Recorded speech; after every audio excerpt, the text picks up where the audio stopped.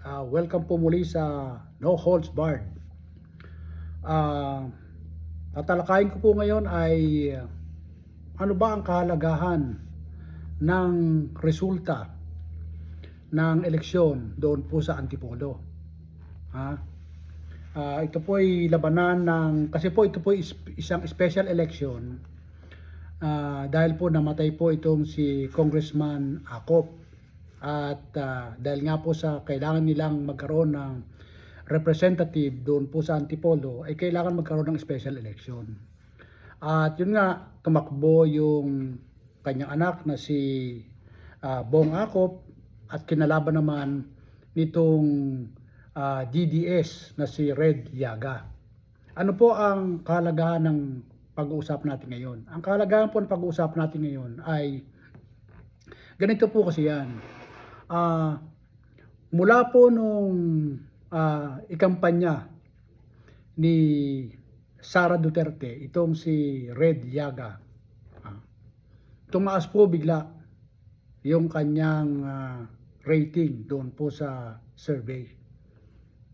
At iniwan po ng milya-milya itong anak ni General Acop na si Bong Acop. Kung babasahin po natin yung mga trending ng survey, lumalabas na talagang landslide itong si Red Llaga. Dahil nga po sa ito raw po ay itinaas ang kamay ni Sara Duterte, no? Mula raw po ng itaas ang kamay ni Sara Duterte itong si Red Llaga, ito raw po ay bumulusok pa itaas at iniwan sa survey si Acop. Sa katunayan, sa record po, ito po babasahin ko, mula po nung yung malapit na pong eleksyon, February 15, 43.2 itong si Llaga, ito namang si Acop ay 30.5. Tapos habang po tumatagal, naiiwan siya, 46.1 na po pagdating po ng February 25 at 29.1 na lamang po itong si Acop. Pagdating po ng March 1, 49.8, tumaas pa po lalo itong si Llaga, habang bumaba naman itong si Acop ng 27.9. Doon po sa huling survey, meron pa po, nung March 18, lalo pang tumaas, 50.3 itong si Llaga, 28.5 itong si Acop. At sa bandang huling survey po, lalo pang tumaas, 52.1 itong si Llaga, at naging na lamang pong 14.8 itong si Acop. Ibig sabihin po, landslide, malinaw na malinaw doon po sa survey. At yan po ang survey na ginagamit para po i-gauge din ang popularidad ni Sara Duterte.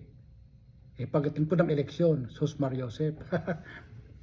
Naiwan po ng gusto itong si Llaga ni Acop. Naiwan po ng gusto. Ang landslide po, ang kinalabasan sa eleksyon, landslide po itong si Acop, itong si Llaga, kulelat. Ano po ang kahalagahan ng sinasabi ko ng survey na yan? Ang ibig pong sabihin niyan, hindi na po reliable ang survey ngayon. Kagaya rin po ng nangyari sa eleksyon ng senador, na si Bam Aquino 13, 14, 15, tapos itong si Kiko Pangilinan 14, 16, 15, 17, umi-18 pa.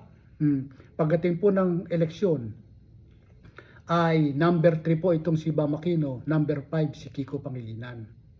Ano po ang sinasabi sa atin ng kasalukuyang sitwasyon? Ang sinasabi po sa atin ng kasalukuyang sitwasyon, yung pong mga sinasurvey ay hindi po nagsasabi ng totoo. Ayaw nilang malaman ng surveying company o agency kung sino ang kanilang iboboto. Ngayon, isa pa po, maaring binabayaran talaga ang mga nagsasurvey. Kaya po, panay-panay po ang palabas ng survey na ang nangunguna po ay si Sara Duterte.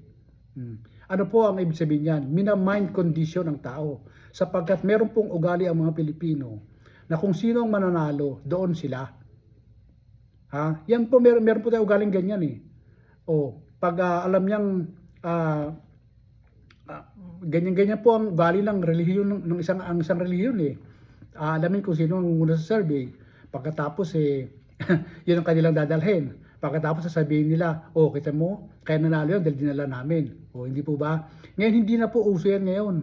Ito po ay isang modelo na o basihan na itong survey, hindi na po yan epektibo. Sa katunayan po, ito ay nagre-reflect na mahinang kandidato itong si Sara Duterte pagdating ng eleksyong presidensyal.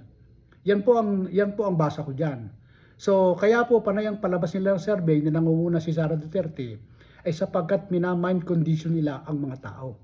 Pero sa katotohanan po, marami nang ayaw sa mga Duterte at ito nga nag-reflect sa laban ni Llaga at ni Ako dito po sa Antipolo.